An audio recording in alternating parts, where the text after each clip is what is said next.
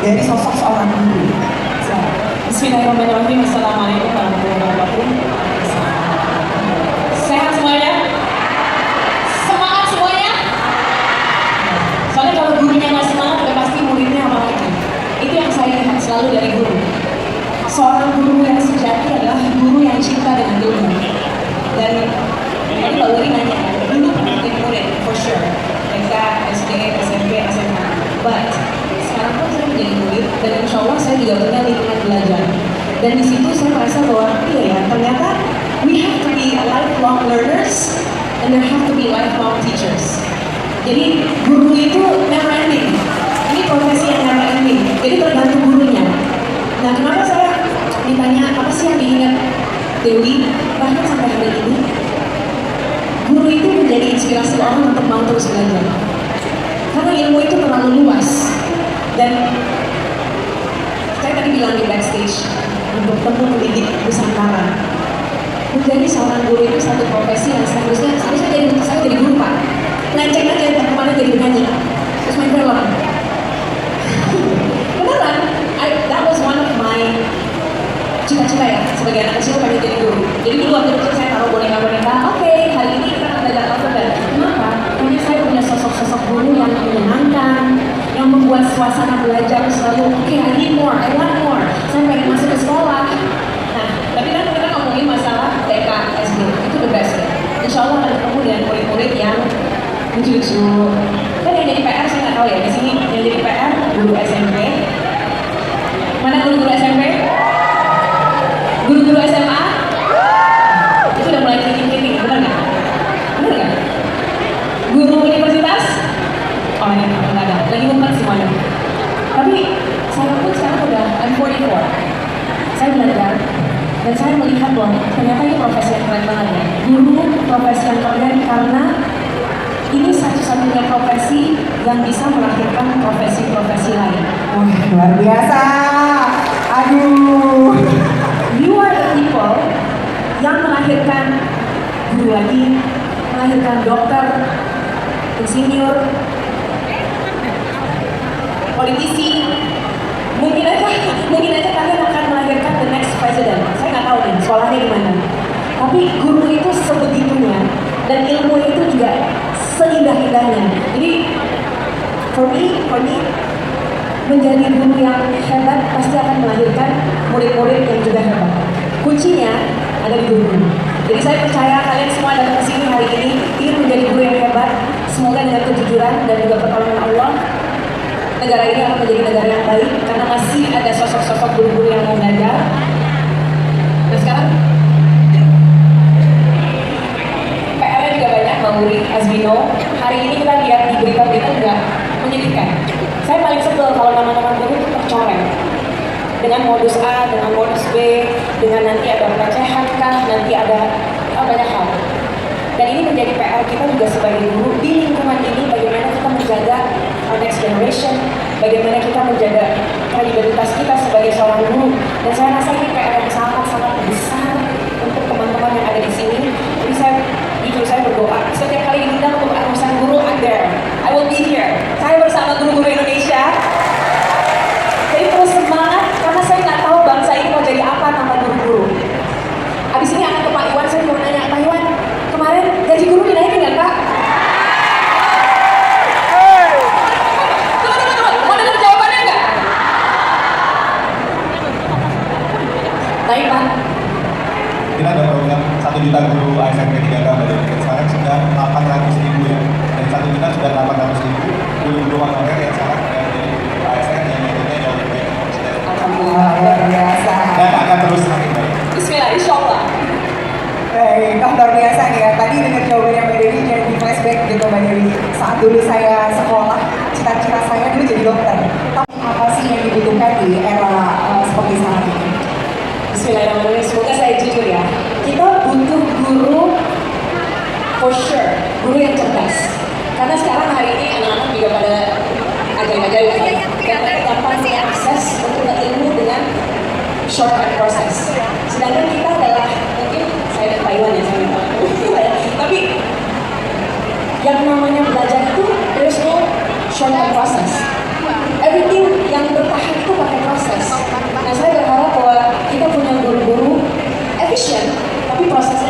dijalankan dengan kecerdasan.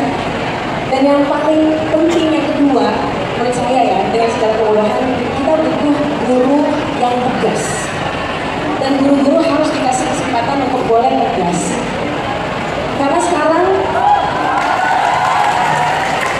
mohon maaf banget, saya nggak mau menyalahkan generasi Gen Z, Gen Y, dan Gen apapun itu segala macam. Tapi guru memang levelnya di atas murid. Dan murid-murid harus belajar nomor satu sebelum ilmu yang saya ketahui adalah adab.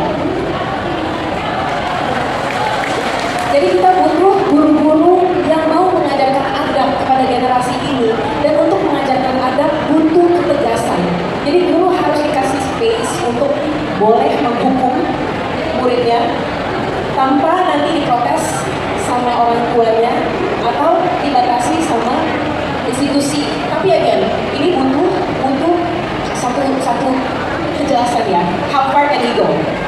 Gitu. Saya juga nggak berharap bahwa guru-guru di sini tegas berarti kita akan menghukum anak saya anak-anaknya. Tapi negara ini saat ini yang saya tahu kurang disiplin. Dari murid-muridnya kelasnya luar biasa banget. Kenapa saya bisa ngomong kayak gitu? Saya adalah salah satu murid yang suka banget ngeles. Dan guru-guru akhirnya suka bingung, ini kok mau apain nih anak? Tapi kalau gurunya bisa tegas dan bisa kasih hukuman, oke, extra homework for you Dewi. Sebel, tapi kalau nggak dilakukan, nggak naik kelas. Dan kenaikan kelas itu nggak boleh dibeli. Nggak peduli, oh itu anaknya siapa kek. We need this, and we need to support. Karena apa? Kalau negara ini tidak mulai dengan adab, disiplin, selesai. Kita akan kalah dengan China. Mohon maaf, hari ini China tuh masalah pendidikannya serem Pak. Jangan itu, saya merasa ekonomi kita juga PR banget sebenarnya Pak. China, Japan. Nah saya ini paling dekat deh, Malaysia, Singapura, mereka itu gas banget. Saya dulu sekolah di Singapura. Jadi kalau misalnya ada murid buang sampah sembarangan itu bisa nggak masuk kelas, out of the class. Sebegitunya gitu. Jadi guru yang cerdas, guru yang jujur, tapi guru yang tegas. No means no, yes means yes. Kita nggak di tempat abu-abu. Dengan segala kemudahan saya. Wah, luar biasa. Guru yang punya kompetensi apa yang menurut Pak Iwan dibutuhkan oleh Indonesia saat ini? Oke, terima kasih. Assalamualaikum warahmatullahi wabarakatuh. Selamat pagi. Pagi. Apa kabar Bapak Ibu? Alhamdulillah, luar biasa. Tepuk tangan buat semuanya. Saya ingin sebelum mulai saya ingin mengucapkan selamat ya buat TPN Demo Pendidik Nusantara yang telah berhasil meraih UNESCO Hamdan Prize Award. Ini Bapak Ibu semua nih. Dapat penghargaan UNESCO tahun 2024 untuk kategori Teacher Development. Finalis ya. Jadi keren banget Indonesia dari 100 hampir 200 negara seluruh dunia tampil guru-gurunya menunjukkan sebuah praktek baik melalui Demo Pendidik Nusantara. Jadi selamat sekali lagi buat Pendidik Nusantara. Jadi gini, ini saya mau meluruskan dulu. Mbak Dewi, saya tuh guru nggak, saya bukan politisi. Saya lagi kesasar ini di kementerian. Saya juga sebenarnya dilarang untuk jadi guru oleh orang tua. Jadi orang tua saya dulu saya nggak boleh jadi guru. Kelas 1 SD saya udah bilang, ayah saya mau jadi guru gitu. Nggak boleh.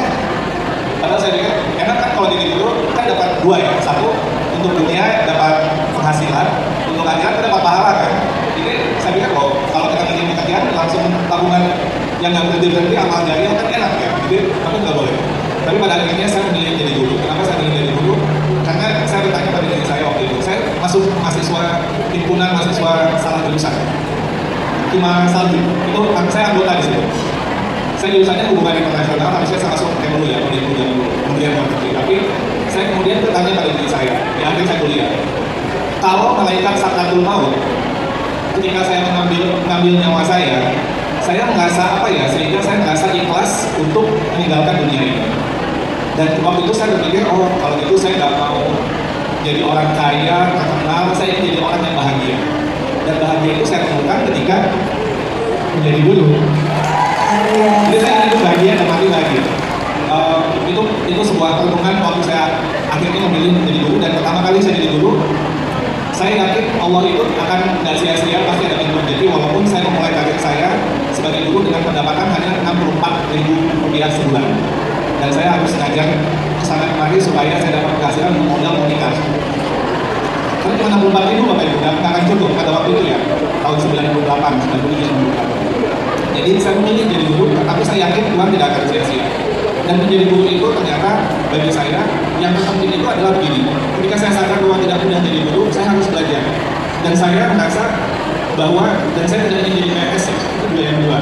Saya ingin jadi guru, tapi saya nggak mau jadi PNS. Jadi mau nggak mau, saya harus bergerak di ruang yang bukan yang nyaman gitu ya. Saya harus menjadi guru yang nggak biasa-biasa. Jadi saya harus belajar, itu nggak pernah berhenti. Dan mungkin itu yang akhirnya membawa saya pada perjalanan pendidikan saya. Itu semua karena saya pengen jadi guru yang lebih baik. Saya ingin dapat ilmunya, sehingga saya kemudian menjadi perjalanan karir saya. Dan ini lagi kesasar Bapak Ibu, lagi kesasar gitu.